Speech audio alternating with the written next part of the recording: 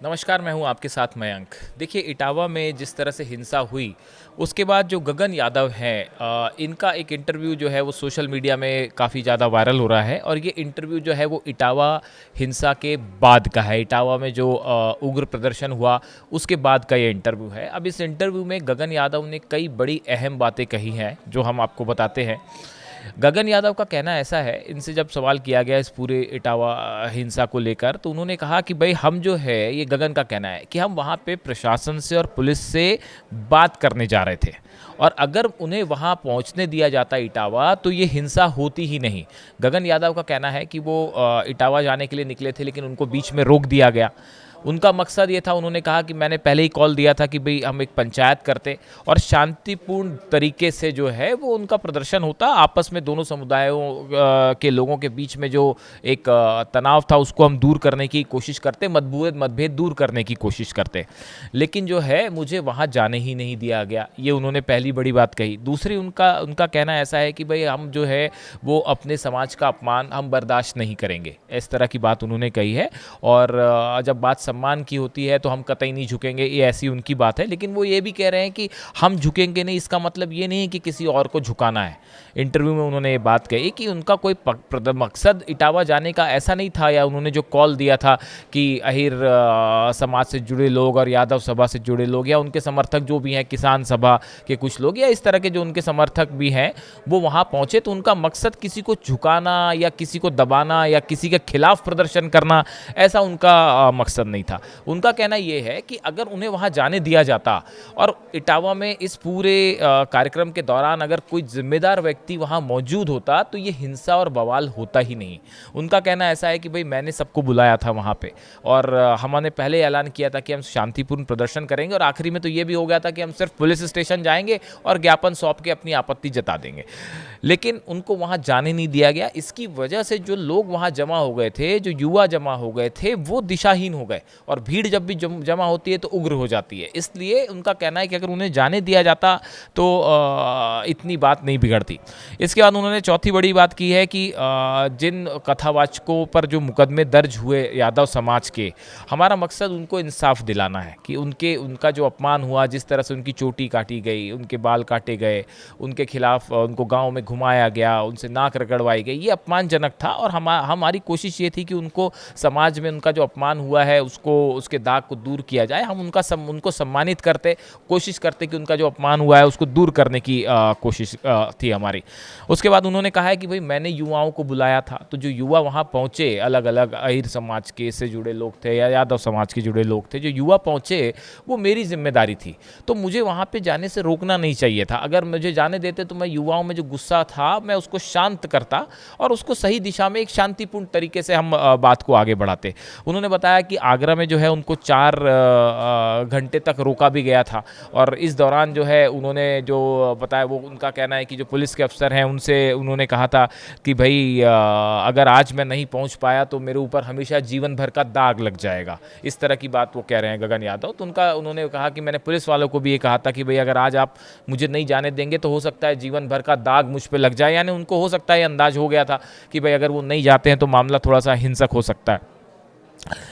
उसके बाद उन्होंने जो बात कही कि जिस तरह से यादव समाज के लोगों का जो कथावाचक थे, उनका जो अपमान हुआ, मणि मुकुट और उनके दोनों साथी जो थे संत और श्याम जो हैं, उनका जिस तरह से अपमान हुआ, उसके बाद एक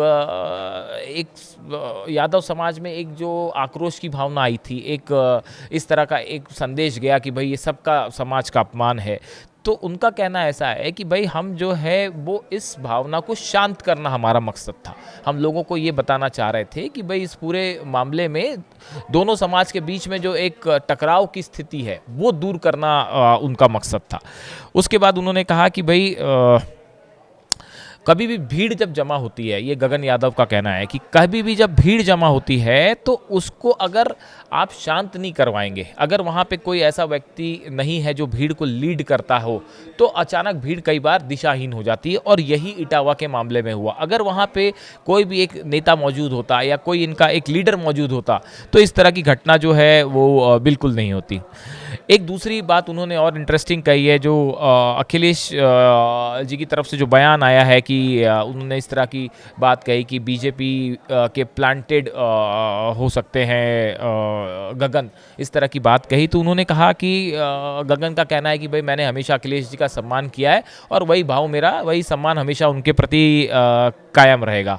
उन्होंने एक बात और ये कही कि भाई इस पूरे मामले में न बीजेपी गलत है, न समाजवादी पार्टी गलत है और ना मैं गलत हूँ। ये हालात ही कुछ ऐसे बने उस समय और अचानक लोगों की भावनाएं उद्वेलित हो गई और वो मामला बिगड़ गया। इसमें कोई, उन्होंने ये बात कही कि कोई भी गलत नहीं है, ना समाजवादी पार्टी इसमें गलत है, ना बीजेपी गलत है, और मैं भी अपनी तरफ से कोशिश कर रहा था कि जो पीड़ित पक्ष है उनकी आवाज़ उठाऊं, शांतिपूर्ण तरीके से उठाऊं। और उन्होंने ये भी कहा कि भाई मैं हमेशा से जो है, जो बेजुबान लोग हैं, मतलब कमज़ोर वर्ग के लोग हैं समाज में, मैंने हमेशा उनको आवाज़ देने की कोशिश की है, उनको पहचान देने की कोशिश की है। आप मेरा इतिहास देख सकते हैं, मैंने कभी किसी तरह से कोई हिंसक या उग्र प्रदर्शन वाला कोई समर्थन किसी चीज़ का नहीं किया। उसके बाद उन्होंने ये कहा है कि भाई ये पूरा जो मामला है इसको 27 के चुनाव से जोड़ के ना देखा जाए। इस तरह की बातें हो रही हैं कि ये इलेक्शन की वजह से मोटिवेटेड मामला है। तो उन्होंने कहा कि भाई ऐसा कुछ नहीं है, इसमें ना मुझे मोहरा बनाइए आप, गगन यादव कह रहे हैं, ना कोई राजनीति करने की ज़रूरत है, इसका 27 से कोई लेना देना नहीं है चुनाव से। फिर उन्होंने ये कहा कि भाई गगन यादव का कहना है कि मेरे ऊपर आरोप लग रहे हैं कि मैं बीजेपी का एजेंट हूँ। तो उन्होंने कहा कि भाई देखिए ऐसा है कि मैं कोई बीजेपी का एजेंट वेजेंट नहीं हूँ, और मेरी कुछ तस्वीरें हैं। आप समाज में जब काम करते हैं, सोशल वर्क करते हैं, तो कई पार्टी के नेताओं से आपकी मुलाकात होती है। तो मेरी ऐसी मुलाकात समाजवादी पार्टी के भी कुछ नेताओं से हुई, बीजेपी के नेताओं से हुई, और सार्वजनिक जीवन में हूँ तो फ़ोटो भी खिंच जाती है। इसका मतलब ये नहीं कि भाई मैं उनके साथ हो गया या उनका समर्थक बन गया।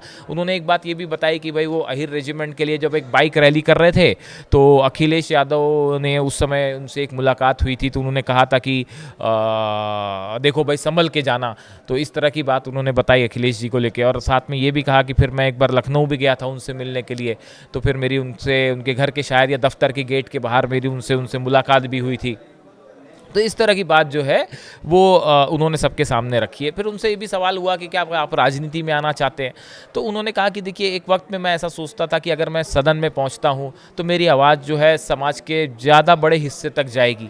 इसलिए एक वक्त मेरे दिमाग में ऐसा विचार था कि भाई अगर मैं राजनीति में आता हूँ तो मैं जो सोशल वर्क कर रहा हूँ वो आवाज़ जब मैं सदन में उठाऊँगा तो ज़्यादा लोग सुनेंगे। तो एक वक्त मेरी ऐसी कोशिश थी, लेकिन मैं ना समाजवादी पार्टी से जुड़ना चाहता हूँ अब, और ना ही बीजेपी से जुड़ना चाहता हूँ। उसके बाद उन्होंने ये भी कहा कि भाई मेरे साथ जो है बहुत बड़ा समर्थन है युवाओं का, वो हर समाज के लोग हैं, अहिर समाज, यादव समाज, कई पिछड़े वर्ग के लोग भी हैं जो कि मेरा समर्थन करते हैं। बड़े युवा जो हैं वो मेरे साथ जुड़े हुए हैं। उन्होंने कहा कि मैंने कभी अपने नारे नहीं लगवाए, कभी अपनी प्रशंसा किसी से नहीं करवाई, क्योंकि मैं सोशल वर्क से जुड़ा हूँ। और उन्होंने ये भी बताया कि मैं जो है अपने परिवार में अकेला लड़का हूँ, मुझे क्या ज़रूरत थी सोशल वर्क में आने की। मैं चाहता तो बिना इसमें भी आए आराम से रह सकता था, लेकिन मैं लोगों की तकलीफ़ें दूर करने के लिए सोशल वर्क करता हूं और समाज के लोगों से जुड़ता हूं। इसके साथ उन्होंने एक इंटरेस्टिंग बात ये भी कही कि भाई आज तक जो है मैंने कभी किसी से एक पाई भी उधार नहीं ली, किसी से मतलब एक पैसा किसी से मैंने किसी तरह की कोई गलत तरीके से नहीं कमाया, किसी से गलत पैसा नहीं मांगा।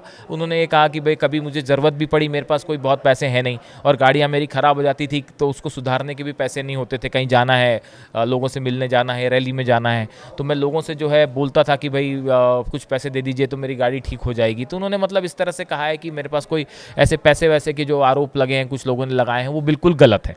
तो देखिए इस पूरे मामले में इटावा वाले प्रकरण के बाद जो इटावा में जो प्रदर्शन हुआ उसमें अब गगन यादव आरोपी भी हैं, और इस बीच में सोशल मीडिया पे उन्होंने जो इस तरह की बातें सामने रखी हैं, अब ये बड़े एक प्रकार से वायरल है और लोग इसको देख रहे हैं। तो गगन यादव ने अपना इस पूरे मामले में अपना पक्ष सामने रखा है, और उनका कहना ऐसा है कि भाई हम नहीं चाहते थे कि इस तरह का कोई हालात बिगड़े, और आगे जो भी सहयोग होगा पुलिस से हम करने के लिए तैयार हैं। इस तरह की बात इस पूरे मामले में गगन यादव की तरफ से सामने आई है। इसमें जो भी अपडेट होगा, आगे क्या कार्रवाई होती है, वो हम आप तक पहुँचाएंगे।